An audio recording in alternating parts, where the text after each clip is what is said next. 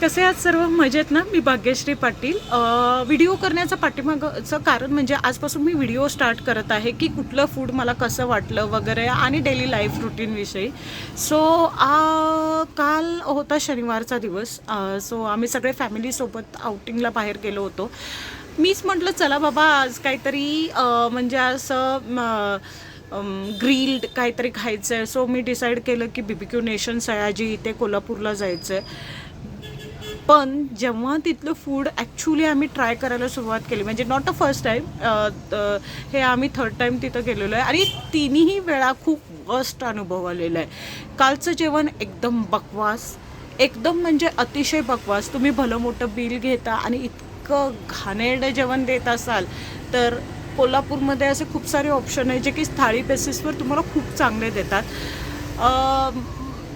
I guess ते विकेंडला त्यांची प्राईस काहीतरी जास्त आहे आणि विकडेजला प्राईस काहीतरी कमी आहे. बट त्या प्राईजला मला तरी वाटत नाही की ते तितकं म्हणजे लेवल मॅच करून फूड प्रोव्हाइड करत असतील.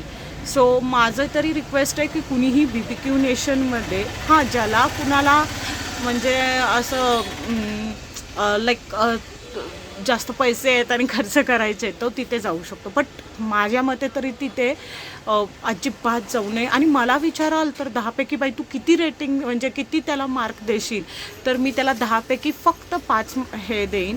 कारण इतकं बकवास, वरतून चटणी काहीतरी हे. तेच मला विचार वाटला की अरे तुम्ही 2 माणसामध्ये तिथे 2200 रुपये जर स्पेंड करत असाल तर 2200 रुपयामध्ये तुम्ही इकडेच खूप सारे अशा थाळ्या आहेत मटणाच्या 1000 रुपयामध्ये दोघेही खूप निवांत आणि छान आणि पौष्टिक असं फूड खाऊन कोल्हापूरमधून येऊ शकता. सो माझ्या मते तरी BBQ nation, I am not going to ever try the BBQ nation food. So माझं मत आहे की कुणीही जाऊ नये. धन्यवाद.